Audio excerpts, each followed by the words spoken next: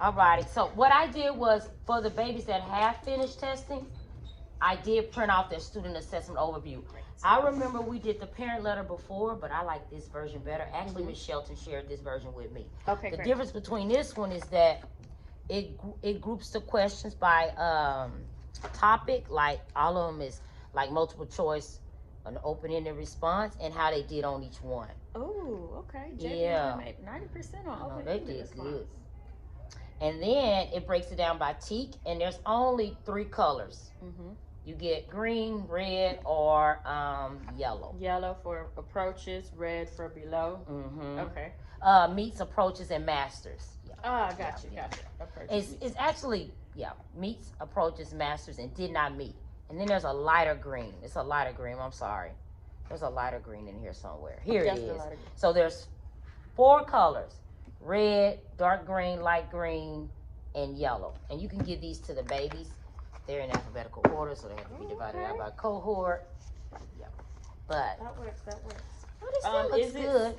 Is it possible to still get the parent letter? Because I know a lot of parents, that's easier for them to read. Okay. And I want to keep them in the loop as far as how their kids are doing per assessments. Okay. When do you want that parent letter? Do you At want your it by the end of the day? Well, since everyone's not finished technically, and I know you're out Thursday and Friday, you can give it to me Tuesday. Okay. Well, that's good. Alrighty. Here's our matrix reports. We're gonna use these today. We're just gonna dive into the data. So you have a matrix report, and then another report that I have on that last one. This is a good one. This is the response frequency too as well. I like this one. But we're just gonna go ahead and look at the end of module 5 exam. Got my little copy here. For the end of module. Okay. I have to test on my computer. We did it like I know y'all did it several times. Yeah. But okay, I can do it. No, that's fine. We can share. And plus, I know it by heart. But yeah, and then we got student samples, so that's fine. Oh, wow. Okay, so what I guess we could just look at what did you notice that was successful in regards to how the babies performed or how the KIPSs performed, and what you saw while you were monitoring as well, because you were strategically monitoring while the students were working. What I saw that was successful was that the students were, for the most part, doing RDW on every question. And the reason why I had them do it on every question is because what I noticed is some of these questions, for example, like number 10, where they're given the comparison model, they're still being asked to justify their reasoning with a drawing and explain it using common denominators or benchmark fractions. So I wanted to make sure that they hit every point of the question, and if they're doing redraw right, then they're going to hit every point of the question. Okay. So that's what I noticed, and that's why a lot of the open-ended responses are high, because they did it for the whole test. And I noticed not too many, but I noticed a lot of them while they were doing their redraw right for the multiple choice, they were able to catch mistakes that they made. So if they answered it incorrectly, once they drew that model, they were able to see, okay, well, this isn't adding up, so let me go back and re-look at the question. Okay. What else do I think was successful? It was amazing. I'm not gonna lie. Overall class percent was 76.9%. And that includes the lowest cohort. That includes most of them, at least. Yeah. Yeah, that redraw right was a big part. Yeah. It was a major part.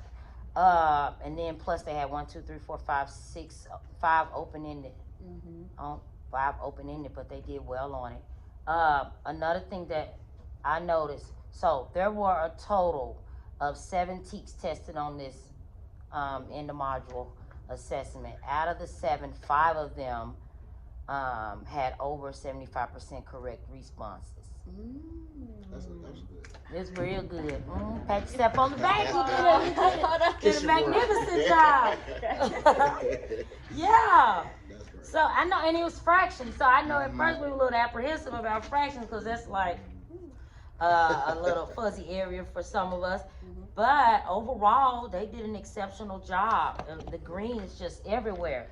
Yeah, I was thoroughly impressed by the open-ended responses. Even if they got it incorrect, they were able to justify. Well, maybe justify isn't the right word if it was incorrect, but they were able to show their support, their answer, which still got them a higher score than just getting it incorrect. Okay. So I thought that was awesome. Yeah, and that's what I was thinking of when you asked about the good things. Too, is specifically with the open-ended stuff, because there were a lot of like 3s and 4s, the higher end scores. Oh well, 3s specifically, because you have scholars getting it wrong, but they still, the RDW thing, that's what boosted their score. And some people, I mean, they did it right, like the process was right. They may have just wrote the wrong fraction or something, but that RDW really helped because it forces you to like put something down rather than just ignore the entire question. I'm glad y'all see the benefits of RDW. Oh yeah. Yeah, for sure. Every test, every question. Now on.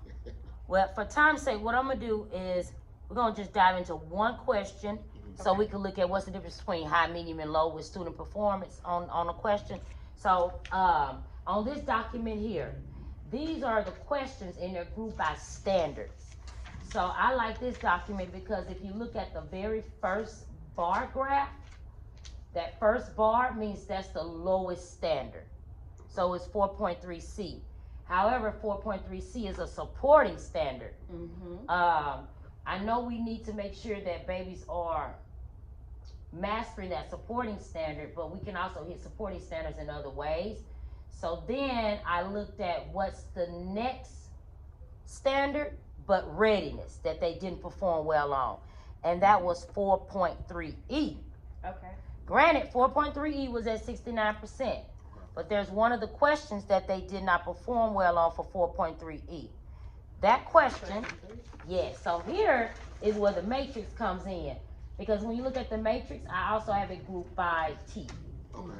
Ooh. Come on, Daddy. So if you turn over to the third yellow bar, well, right here, this is it, I'm sorry. This is it, this is it. This falls on the 4.3E. That is a readiness standard, and there were 3 questions for 4.3E. Out of all 3 of those questions, which one was the lowest question? 4. Number 4 at 53%. So we're just gonna look at question number 4. Okay. Now, good thing, they did good with the open-ended though for 4.3E. So like 11A, 83%, but then number 4, 53%. So we could take a look at 4.3E number 4, question number 4. So we can notice what the gap is. I personally think if they would have drawn a tape diagram, and that's exactly what I went over in morning huddle. Model the question, especially when it's saying this fraction of something was this fraction of something was this, what's left over.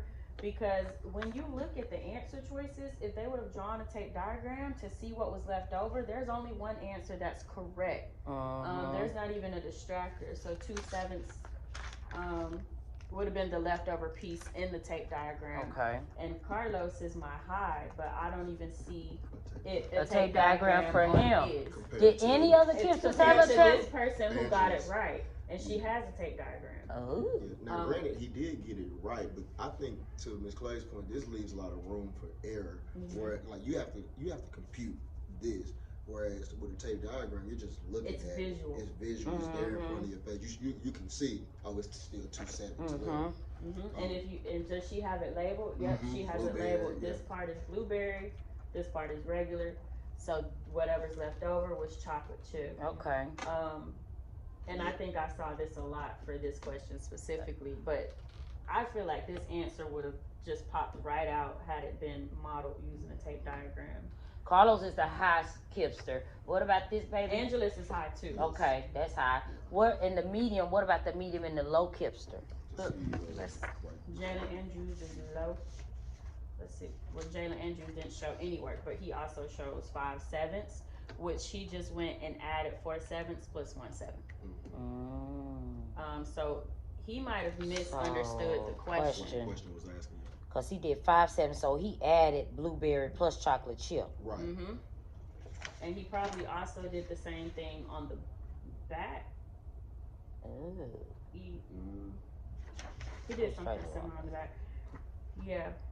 Okay. Do you have the data on what was the most chosen Answer? I sure for do. this one? So this sheet here tells you that information.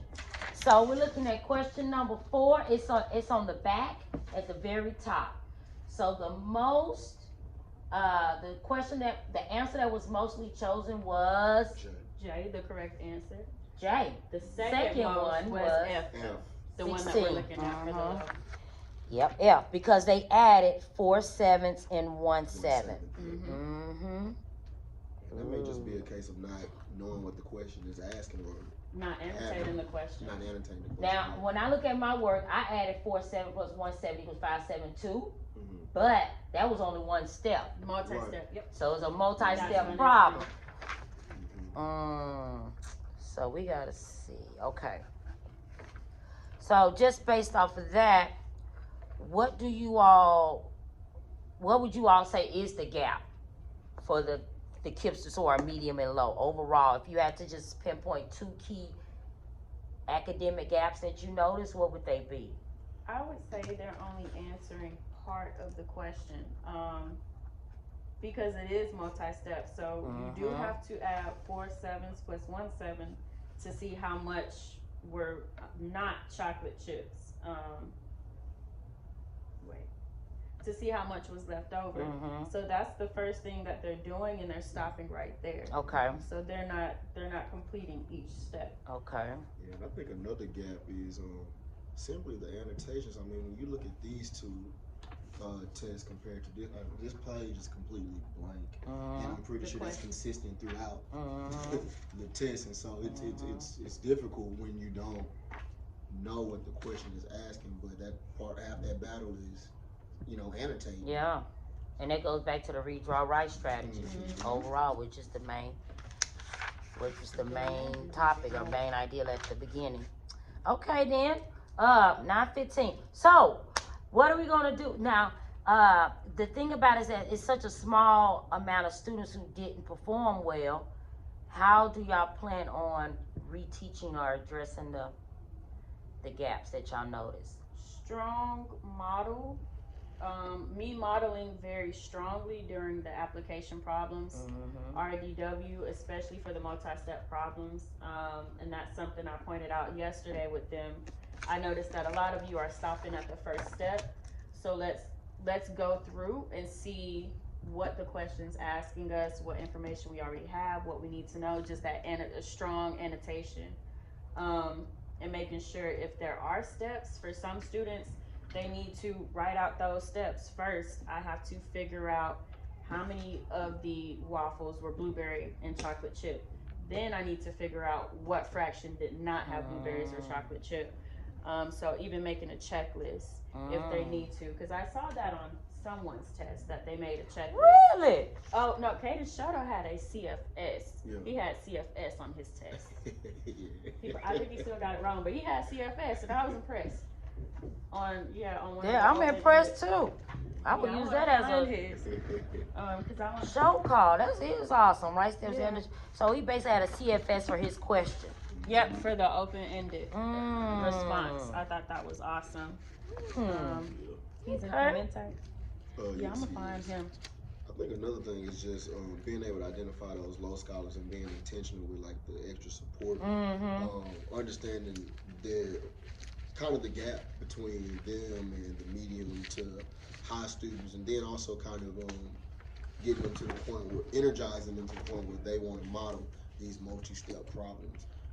And being able to, I guess, just being able to identify multi-step problems from just single-step problems is important. Being intentional with questioning. So if I'm up at the board and I'm doing my application problem, I know that Jalen Andrews, I need to ask him certain questions instead of using Angelus or someone who I know knows it without a doubt. I need to be specific in my questioning and who I'm targeting for what questions. Because I know you need this support, so I want to make sure that I'm, targeting you so that you get that. Yeah. I would say overall they did exceptionally well. They set the bar of expectation. Yeah, but that goes to. And he checked it off when he did it. Oh my! This is lovely. I'll take a picture of this.